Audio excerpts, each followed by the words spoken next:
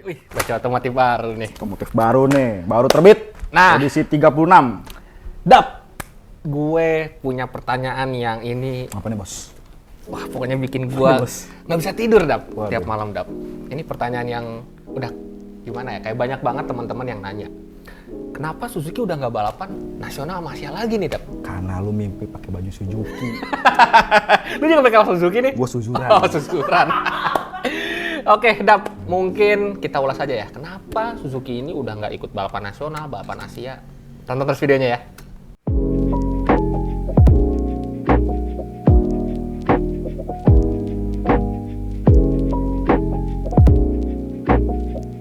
Oke nih, bahas Ya. apa nih kita? Ya tadi yang gue bilang, kenapa Suzuki, Suzuki tidak balap nasional lagi. Padahal dulu ini ya, itu zamannya Henry, zamannya Diki Septiawan, zamannya M. Fadli. udah Jayadi? Itu kan Suzuki sangat ya udah nih motor balap gitu, nggak ada lawannya gitu. Tapi kenapa saat sudah masukin era karburator itu lama turun tuh. Nah, kalau persisnya banget mungkin gua nggak bisa ngejelasin ya, karena kan saat era Suzuki berjaya itu gue belum jadi wartawan nih. Iya. Gue masih penikmat TV gitu. Cuma Baca kan di Motor saat- Pos doang gua. Baca motor bahasa tulisannya Mas Joni, Abang Eka. Iya. Nah, baca pesan mereka itu ya, kalau mereka nulis itu, gue sama Suzuki ini kayak mengalami restrukturisasi. Jadi kan saat dipegang Jepang itu lebih pokoknya harus begini. Nah, itu tidak bisa dipenuhi sama Suzuki Indonesia. Ya dulu kan misalnya tim Suzuki Racing tuh zamannya si Raffi Topan, Iya.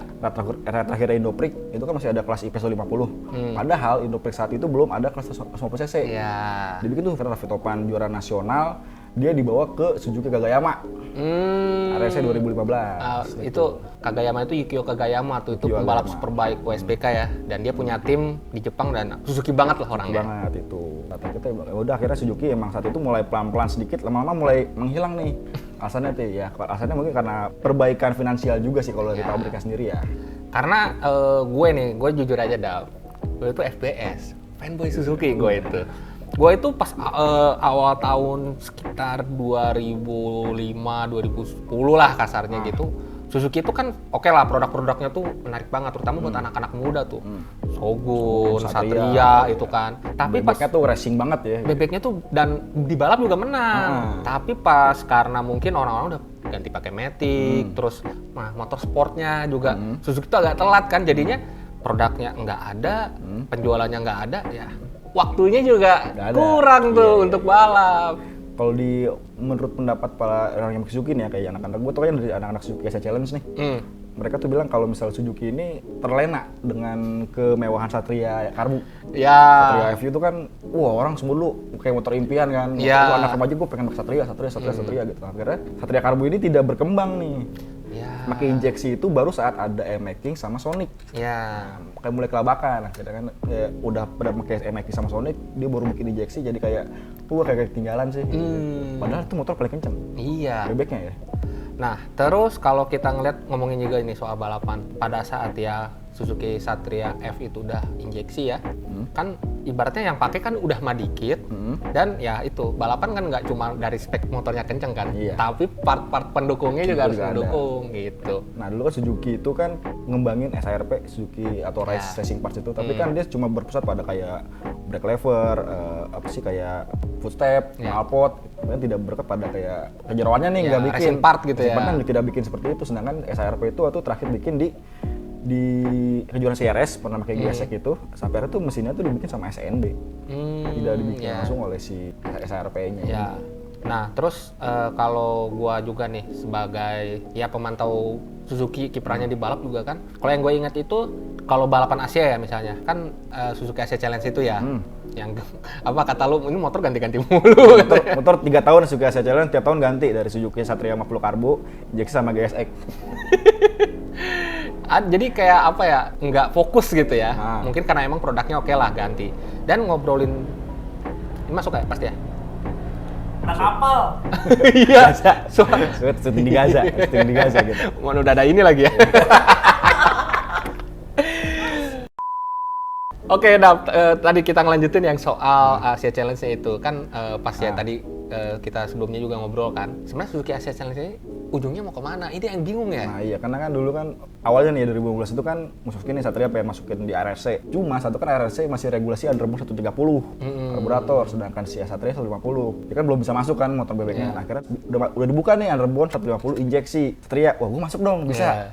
Nggak bisa, motor lu tidak underbone. Akhirnya kenapa Satria sama Sonic itu tidak bisa masuk di situ? Karena motor ayam jago. Ayam jago. Di situ akhirnya ya udah fokusin di situ aja. Dari Suzuki AC Challenge ini dari motor bebek itu langsung dibawa ke 600 ke Suzuki Kagayama. Jadi juara umumnya Suzuki AC Challenge ini langsung dibawa ke 600. Dari motor bebek kayak kecil begitu ke motor yang berat banget. Iya, nggak ada 250-nya Nggak kan. 250-nya karena kan dua juara pertama kan orang Indonesia semua tuh si 2015 ada Andreas Gunawan, 2016 Jeffrey Tosema. Itu dua orang Indonesia itu langsung dibawa ke 600. Gak begitu bisa kompetitif dan juga funding dananya itu tidak begitu maksimal. Iya, itu sih. Dan Suzuki Challenge juga udah nggak dilanjutin lagi kan. 2017 terakhir itu sudah pakai RAG SX150 terakhir itu udah nggak ada lagi. Jadinya kayak ya udah Suzuki tuh nyaris ya paling adanya ya SS600 kan yang tim-tim Iya, kecil itu gitu. pun juga jarang yang pakai 600 ya. Iya, dan Begitu Superbike pun nggak ada, kayak bukan tim pabrikan. bukan tim pabrikan dan nggak menang juga gitu. Tower juga udah jarang Suzuki. Power udah jarang. Iya. Terakhir kalau di dunia ya itu mungkin Sylvain Guintoli masih. Guintoli oh, ya. Iya, masih Guintoli masih ya. balapan yang Lemang itu sama ya Juan Mir kemarin kan. Iya. MotoGP. Tapi ya kayak momentumnya ini pas lagi menang balapannya nggak ada. Iya. Produknya juga jujur aja nih menurut gua. Kasian malah nggak ada saat di Suzuki lagi. Itu kan juga Guintoli barengan juara dunia WEC kan. Iya. Tapi malah di Indonesia kayak sepi-sepi aja nih. Gitu. Iya.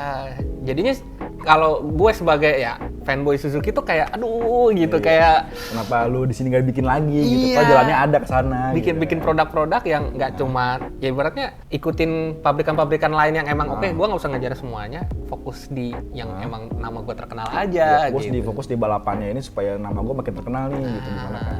Oke, bikin yang 2,5 kayak, bikin yang 600 yang bagus kayak gitu kan. Iya, kalau gue sih harapannya mungkin kalau bikin bebek udah agak susah ya karena regulasinya kan emang harus bikin mungkin kalau kecuali mau nge-reborn Shogun tuh. Iya, gue pengen ngomong gue Reborn Shogun. Reborn Shogun Shogun. 150 tuh legend tuh. Wah, itu baru mungkin menarik tuh. Nah, menarik. Karena terakhir 2017 aja itu di IRS aja tuh ribet, dia SARP kerjasama sama Ice Team itu namanya tim Ice itu nurunin pembalapnya SAC, ada Nur Alfat, ada si Xiaogi, tapi emang ya fightnya 20, 18, nggak begitu kompetitif. Iya. Padahal motor lebih kecil.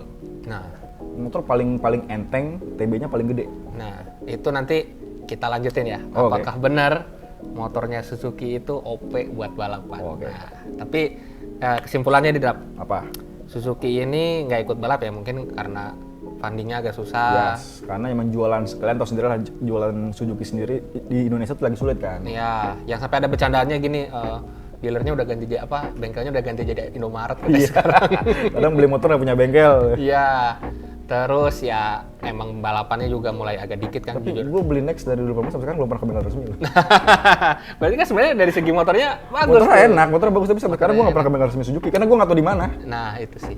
Ya mungkin teman-teman yang punya motor Suzuki juga mungkin ada perasaan Ada unek-unek apa? udah konek apa dan apa keinginannya Suzuki untuk balapan motorsport di nasional dan Asia, mungkin bisa tulis di kolom komentar di bawah. Jangan lupa like dan subscribe channel dari Motor Plus Modif dan Juga Autores. Sampai jumpa di video berikutnya. oke. Nextnya kita ulas apakah benar motor Suzuki itu OP buat balapan. Oke.